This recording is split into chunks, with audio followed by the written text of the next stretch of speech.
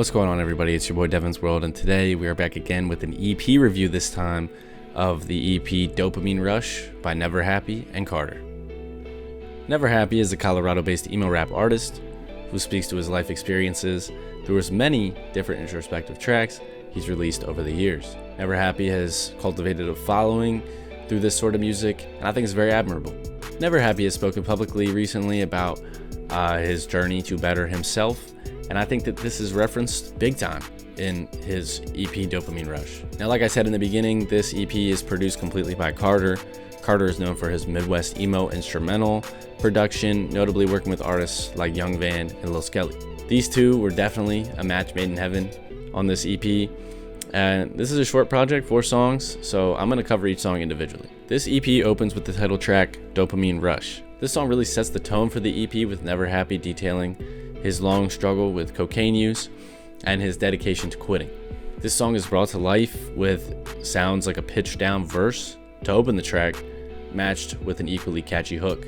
Then the second verse provides the track with necessary variety for this in tonality. He goes to a more higher pitch. I think it's just not pitched down. Sounds really good though. Now this track mixes very well with cxrter's very deep and cold bass and heavy production. cxrter, he's known for his drum work. I will have to say that.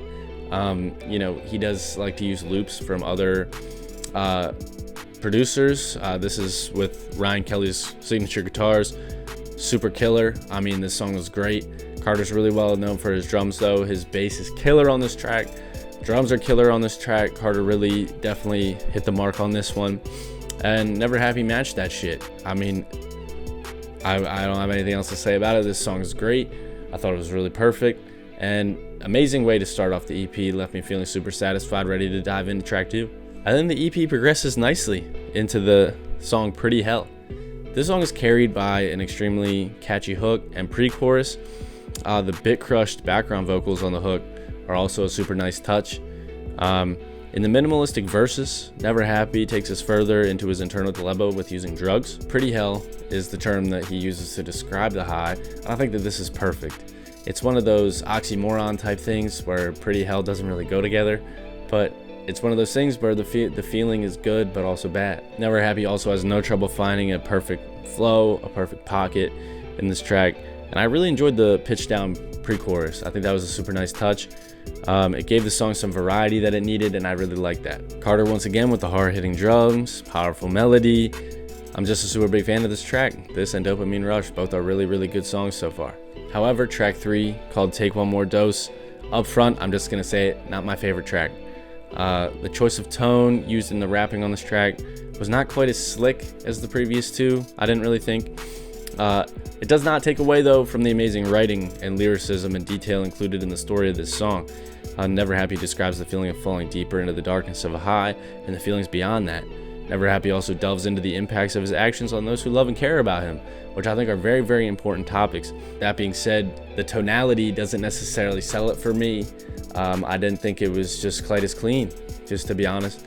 I think if this was just a little bit cleaner, these lyrical choices probably would have translated just a little bit more, but they were super intentional choices, and they bring the song a little bit of life in which I thought was lackluster. And to close out the EP, neverxhappy jumps on a more lo-fi cxrter type beat and gives us an extremely raw look into his soul here. You can hear the agony in his words and his delivery. The track feels pure and it feels true, and I really like that. I'm really into the authentic sound, and not that neverxhappy wasn't authentic on the rest of this EP, but I think that this one was especially raw. Overall, this EP is super clear in its intentions, and it succeeded in many ways. I mean, neverxhappy portrays his struggles with addiction in a way that resonates with the listener.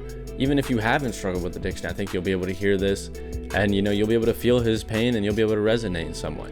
Though, like I said, there was one instance in the EP, track 3, that I wasn't as big of a fan of as the others. I have a lot more positives than negatives to consider on this thing.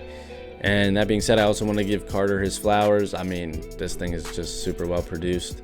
Can't dock anything on beat production on this thing, so props to cxrter on that. That being said, I'm going to score this EP a 7.2 out of 10. I felt that 7.5 maybe was just a little bit too high, but 7 was too low, so I'm going to fall in right around a 7.2 out of 10. If you enjoyed this video, please like, share, comment, subscribe, and I will see you next time.